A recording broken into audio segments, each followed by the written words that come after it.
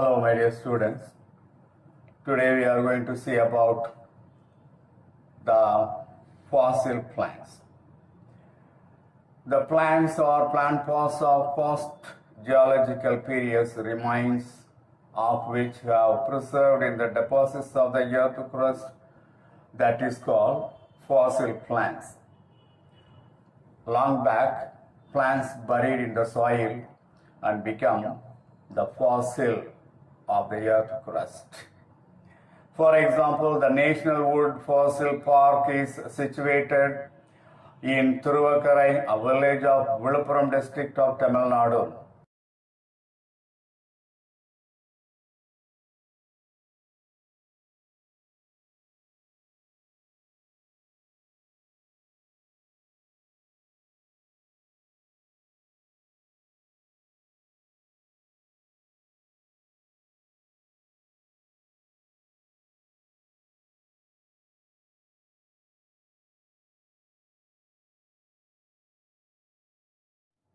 This park contains petrified wood fossils.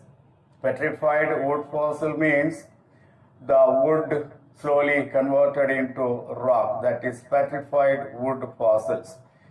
That is approximately 20 million years old.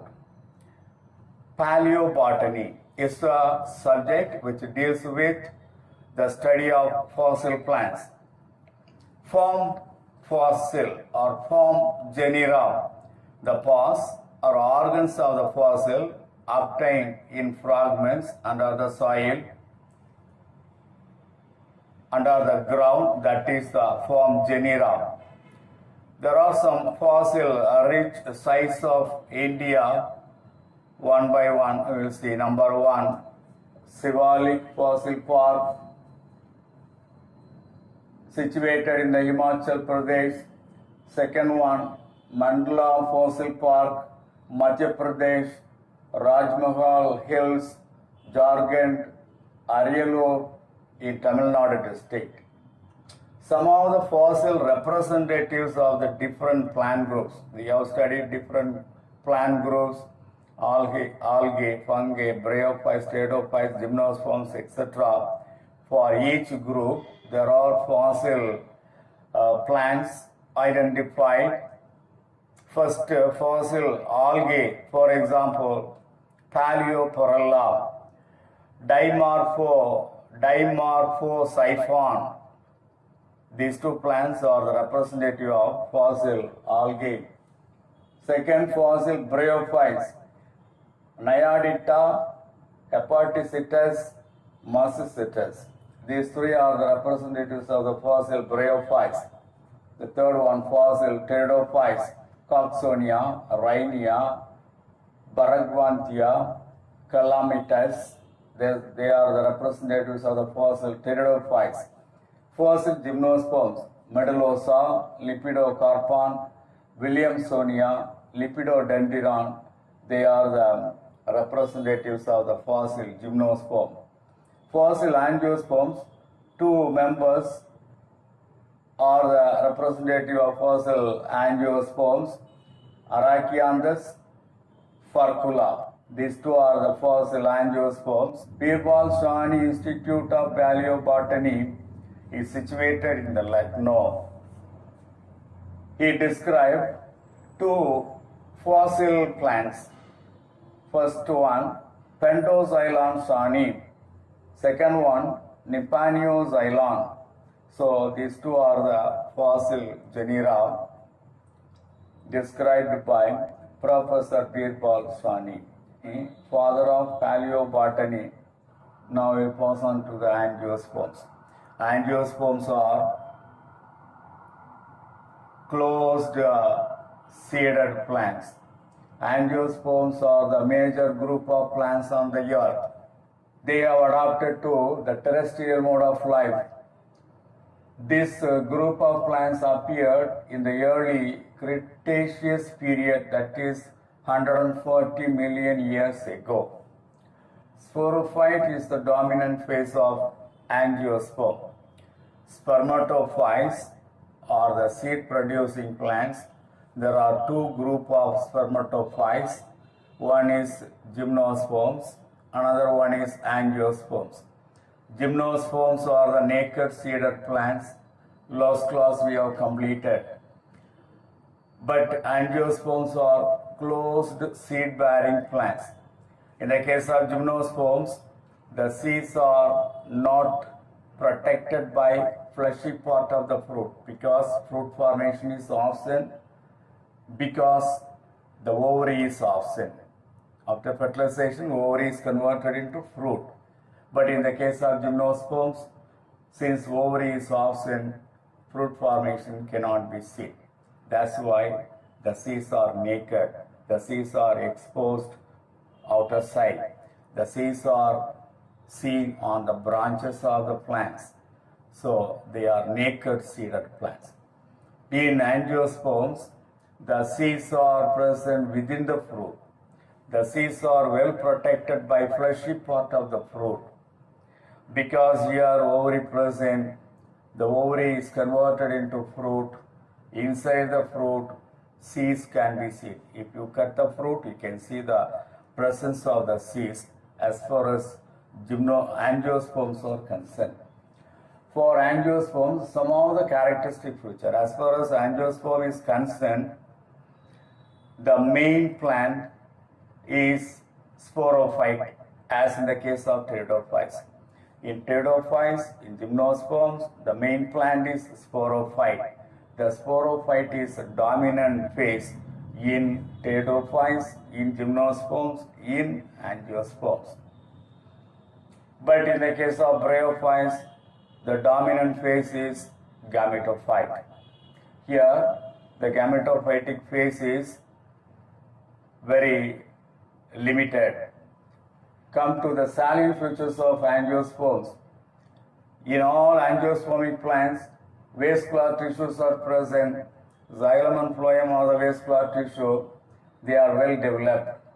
Flowers are produced instead of cone. In gymnosperms, we have studied, instead of flowers, male cone and female cones are produced. But here, cone cannot be seen. Instead of cone, flowers are well developed flowers are produced. Pollen tube helps in fertilization. So such a type of fertilization is called siphonogamous type of fertilization because pollen tube helps in fertilization. Double fertilization is seen in all angiosperms. Double fertilization can be seen, but in the case of gymnosperm, single fertilization can be seen. Double fertilization means two male gametes will be produced. One male gamete unite with egg and form zygote, that is one fertilization. Another male gamete unite with the second nuclei and form endosperm, so that is the second fertilization. So in all gymnosperms, two fertilization, that is double fertilization, is the main feature, the special characteristic feature as far as angiosperms are concerned. The angiosperm is divided into two main classes. Number one, dicotyledon or dicotyledons. Number two, monocotyledons. In between dicotyledons and monocotyledons, a number of differences can be seen. We will see the morphological differences between dicotyledonous plants and monocotyledonous plants. Morphological feature. First one, reticulate venation can be seen in the leaves of dicot, whereas in the monocot, parallel venation seen in the leaves. Second, presence of two cotyledons is in the seed. Seed contain two cotyledons in dicot, but in monocot, single cotyledon present in the seed.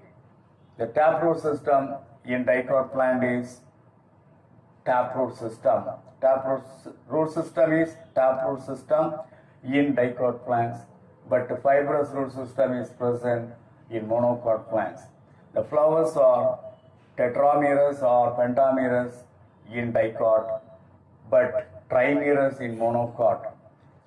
Triculpate pollen can be seen. 3 furrows can be seen on the surface of the pollen grains. That is triculpate. The pollen, nature of the pollen is triculpate as far as dicotyledons are concerned. But in monocotyledons, monoculpate, only one furrow seen in the pollen. So these are all the morphological characteristic feature of dicot and monocot. Come to the anatomical characteristic feature of dicot and monocot. In dicot, vascular bundles are arranged in the form of a ring, but in monocot plants, the vascular bundles are scattered. In dicot plants, the vascular bundles are open type because in between xylem and phloem, cambium present. But in the case of monocotyledonous plants, the vascular bundle is closed type because cambium is absent between xylem and phloem. In dicot plants, secondary growth is seen, but in monocot plant, secondary growth is absent.